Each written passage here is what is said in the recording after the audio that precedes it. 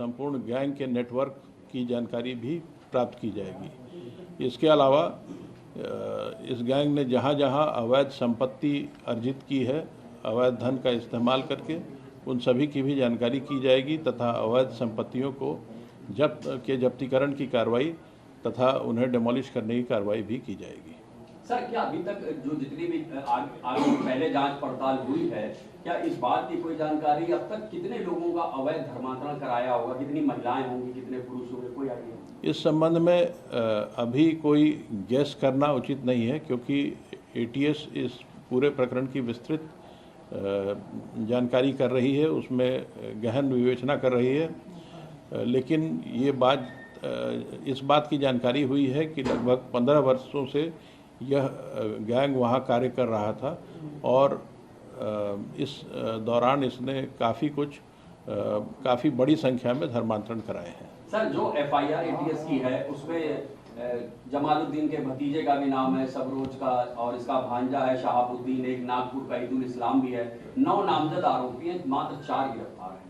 5 की गिरफ्तारी कब होगी? इस प्रकरण में जब प्रत्येक मुलजिम के विरुद्ध साक्ष्य संकलन की कार्रवाई पूरी हो जाती है, उसके बाद ही गिरफ्तारी की जाती है। एसटीएफ ने अपने जांच में काफ़ी साक्ष्य संकलित किए थे और जहां जहां उन साक्ष्यों के बारे में पुख्ता तथ्य इकट्ठा कर लिए गए हैं, जिन मुलजिमों के विरुद्ध पुख्ता तथ्य प्राप्त हो गए हैं, उन सब की गिरफ्तारी कर ली गई है। आगे की कार्रवाई जारी रहेगी। सर, एक मोहम्मद अहमद का नाम है जो पूना में बैठा हुआ है, यहाँ कुछ लोग उसको राइट हैंड भी बताते हैं, लेकिन अब उसका बयान आ रहा है, वो खुद अपने आप को पीड़ित बता रहा है और ये बता रहा है कि छांगुर बाबा का मुख्तार अंसारी से भी कनेक्शन है। छांगुर बाबा के सारे कनेक्शंस की जांच की जा रही है। किसी भी एक व्यक्ति के बयान को ज़मीनी तथ्यों से उसके खिलाफ अवेलेबल एविडेंस की कसौटी पे कसना पड़ता है।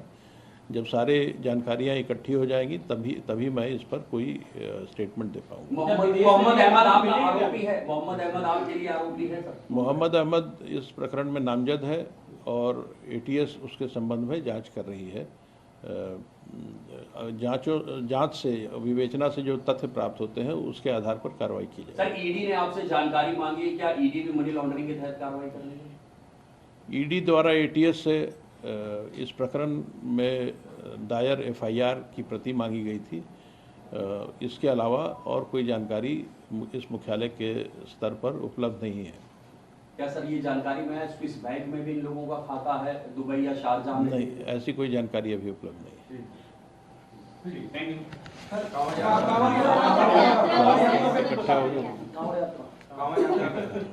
इसको चलाइए भाई।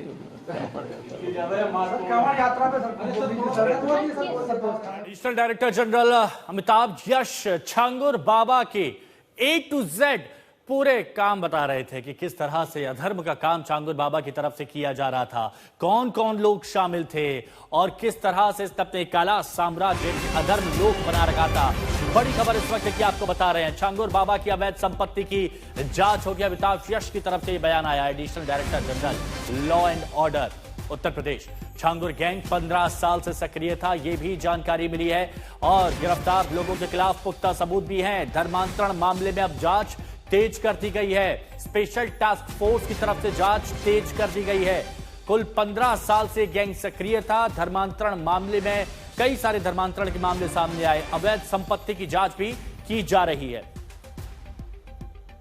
इनसे इस गैंग के सभी गतिविधियों, इनके मनी ट्रेल, इनके द्वारा अर्जित अवैध संपत्तियां इत्यादि की जानकारी की जाएगी। साथ ही संपूर्ण गैंग के नेटवर्क की जानकारी भी प्राप्त की जाएगी। इसके अलावा इस गैंग ने जहां जहां अवैध संपत्ति अर्जित की है, अवैध धन का इस्तेमाल करके, उन सभी की भी जानकारी की जाएगी तथा अवैध संपत्तियों को जब्तीकरण की कार्रवाई तथा उन्हें डिमोलिश करने की कार्रवाई भी की जाएगी। सर, क्या अभी तक जो जितनी भी आगे पहले जांच पड़ताल हुई है, क्या इस बात की कोई जानकारी अब तक कितने लोगों का अवैध धर्मांतरण कराया होगा, कितनी महिलाएं होंगी, कितने पुरुष होंगे, कोई आइडिया? इस संबंध में अभी कोई गैस करना उचित नहीं है, क्योंकि एटीएस इस पूरे प्रकरण की विस्तृत जानकारी कर रही है, उसमें गहन विवेचना कर रही है। लेकिन ये बात इस बात की जानकारी हुई है कि लगभग 15 वर्षों से यह गैंग वहाँ कार्य कर रहा था और इस दौरान इसने काफ़ी बड़ी संख्या में धर्मांतरण कराए हैं। सर, जो FIR ATS की है उसमें जमालुद्दीन के भतीजे का भी नाम है, सबरोज का, और इसका भांजा है शहाबुद्दीन, एक नागपुर का ईदुल इस्लाम भी है। 9 नामजद आरोपी हैं, मात्र 4 गिरफ्तार हैं। 5 की गिरफ्तारी कब होगी? इस प्रकरण में जब प्रत्येक मुलजिम के विरुद्ध साक्ष्य संकलन की कार्रवाई पूरी हो जाती है, उसके बाद ही गिरफ्तारी की जाती है। STF ने अपने जांच में काफ़ी साक्ष्य संकलित किए थे और जहां जहां उन साक्ष्यों के बारे में पुख्ता तथ्य इकट्ठा कर लिए गए हैं, जिन मुलजिमों के विरुद्ध पुख्ता तथ्य प्राप्त हो गए हैं, उन सब की गिरफ्तारी कर ली गई है। आगे की कार्रवाई जारी रहेगी। सर, एक मोहम्मद अहमद का नाम है जो संतोष शर्मा हमारे सहयोगी हमारे साथ में इस वक्त बने हुए हैं। Santosh, Uttar Pradesh ADG law and order Amitabh Yash की प्रेस कॉन्फ्रेंस में और क्या बड़ी बातें निकल के सामने आती हैं छांगुर बाबा से जुड़ी हुई? देखिए, छांगुर बाबा के मामले में सीधे से कहा गया है कि जो भी अवैध संपत्तियां हैं इनकी चिन्हित किया जा रहा है, उनको पहचाना जा रहा है। उसके बाद न सिर्फ उनका जब्तीकरण होगा बल्कि ध्वस्तीकरण होगा। और सबसे बड़ी बात कि बीते 15 सालों से ये सिंडिकेट चला रहा था और कितने लोगों का धर्मांतरण हुआ इस बात का अंदाजा अभी भी अफसरों को नहीं, क्योंकि 15 सालों से अगर कोई नेटवर्क चला रहा है तो ये संख्या बहुत बड़ी हो सकती है। और इसके साथ ही जो बाकी के नामजद आरोपी हैं, जिसमें से जो नॉन ATS की जांच में नामजद आरोपी थे, उनमें से 4 की गिरफ्तारी हो चुकी है। 5 की गिरफ्तारी के लिए सबूत इकट्ठा किए जा रहे हैं, जांच की जा रही है। लेकिन आज से UP ATS ने नीतू नसरीन और छांगुर बाबा को रिमांड पर लेकर के पूछताछ शुरू कर दी है।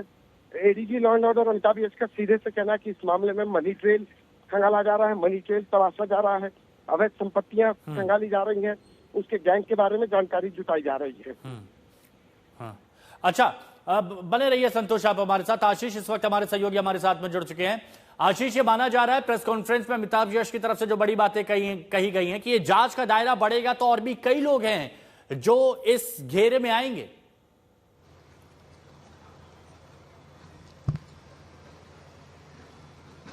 आशीष जुड़ेंगे दोबारा हमारे सहयोगी इस तरीके से। जी आशीष बोलिए, आवाज आ रही है आपको? बिल्कुल बोलिए आशीष।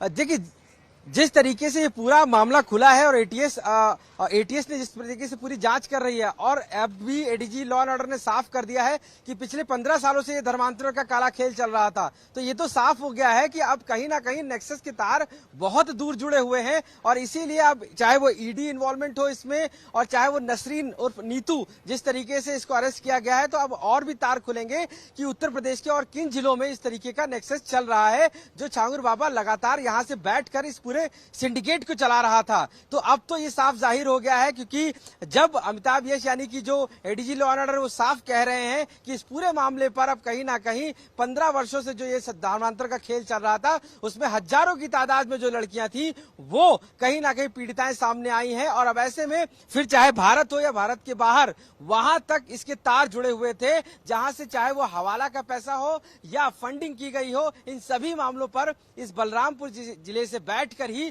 पूरे प्रदेश और पूरे देश में ये सिंडिकेट चलाया जा रहा था। तो अब कहीं ना कहीं ये जड़े पुलिस के पास हैं और पुलिस जिस तरीके से अभी बुलडोजर चल रहा है, तो कहीं ना कहीं जो और लोग इसमें इन्वॉल्व हैं उन पर भी अब ये रडार जा चुकी है कि अब उन पर भी ये बुलडोजर चलाया जा सकता है, क्योंकि संपत्तियां इस कदर है कि जिसकी कोई भी गिनती नहीं है। इसीलिए ED को इन्वॉल्व किया गया। ED भी अब उस लेवल पे जांच करेगी, तो कहीं ना कहीं इस संपत्तियों का खुलासा होना है। और उस खुलासे में छांगुर बाबा की जो संपत्तियां हैं वो बलरामपुर में ही इतनी है कि जिसको लेकर अब रडार पुलिस की उनकी तरफ घूम चुकी है। तो ये आज, लेकिन आशीष एक बात बताइए, अगर 15 साल से ये काम चल रहा था, अधर्म लोक का काम चल रहा था, अवैध धर्मांतरण का मामला चल रहा था, इतनी संपत्ति जब बना ली थी, तो ऐसा नहीं हो सकता कि कहीं से कहीं कोई शह ना मिली हो या फिर कहीं जो प्रशासनिक अधिकारी या फिर बड़े अधिकारियों को अपने पाले में ना लिया हो? गाज तो उन पर भी गिर सकती है जिन्होंने अभी तक इसका साथ दिया।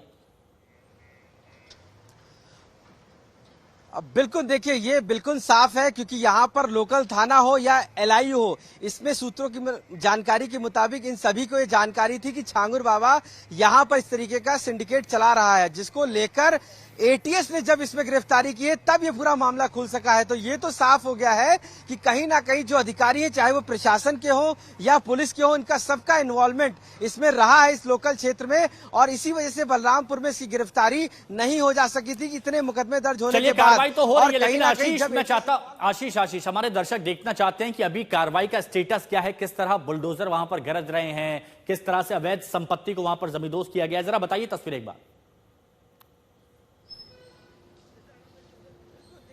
दिखाऊंगा कि जो तस्वीरें हैं यहाँ पर अभी भी तकरीबन 1 दर्जन के आसपास जो बुलडोजर हैं वो चारों तरफ देखिए खड़े हुए हैं, और ये सभी भी जमींदोज कर रहे हैं। 90% काम हो जा चुका है, यानी कि इसको जमींदोज किया जा चुका है। अभी भी बुलडोजर जो है वो चल रहे हैं, फाइनल टच देना है। और एक चीज मैं आपको खास दिखाऊंगा कि यहाँ पर गेट देखिएगा, जो यहाँ पर 20 फीट ऊंचा गेट था उसको पूरी तरीके से मलबे से बंद कर दिया गया। यही गेट जहां से धर्मांतरण की लड़कियों का जो पीड़िताएं थी उनका एंट्री होती थी। आप तस्वीरों में एक्सक्लूसिव देखिए कि किस तरीके से उसको पूरा अब जो इसका मलबा है उससे पूरी तरीके से बंद कर दिया गया। ये 20 फीट ऊंचा गेट जहां पर लोगों का आ पाना असंभव था, आज वो पूरी तरीके से बुलडोजर से मलबे से यहाँ पर बंद कर दिया गया है। ये वो तस्वीरें हैं छांगुर बाबा के उस तिलिस्मी कोठी की, जहां से वो पूरा नेक्सस पूरे उत्तर प्रदेश में चलाता था, और अब इसको बुलडोजर से पूरी तरीके से ध्वस्त किया जा चुका है। और ये कार्रवाई पिछले 3 दिनों से 30 घंटों से चल रही थी, और तकरीबन इसमें 25 से 30 ऐसे बुलडोजर कर्मियों को लगाया गया था जो लगातार इस पूरी कार्रवाई को कर रहे थे। तो ये एक बड़ा तिलिस्म था जो यहाँ के लोगों के लिए, धर्मांतर की गई पीड़िताओं के लिए और उन सभी के लिए बड़ा चैलेंज था छांगुर बाबा का इस पूरे तिलिस्म को ढहाना। और यही वजह है कि आज इसको पूरी तरीके से इस पीले पंजे ने इस काले साम्राज्य को ढहा दिया है। तो कहीं ना कहीं ये सारा, ये बात बहुत सही कही आपने कि पीले पंजे ने काले साम्राज्य को ढहा दिया है और अभी भी ढहाता हुआ दिख रहा है। संजय शर्मा हमारे सहयोगी हमारे साथ में बने हुए, संतोष शर्मा हमारे सहयोगी हमारे साथ में बने हुए हैं। संतोष, एक जगह कार्रवाई हो रही है, बहुत से और भी लोग हैं जो इस पूरी जद में आ सकते हैं, क्योंकि शह तो दी गई होगी तभी इतना बड़ा साम्राज्य यहां पर खड़ा किया है। तो यह माना जा सकता है कि अभी बुलडोजर नहीं रुकेगा, कार्रवाई नहीं रुकेगी, बहुत सी बेनामी संपत्ति ऐसे ही जमींदोज होगी और बहुत सी गिरफ्तारियां भी होंगी।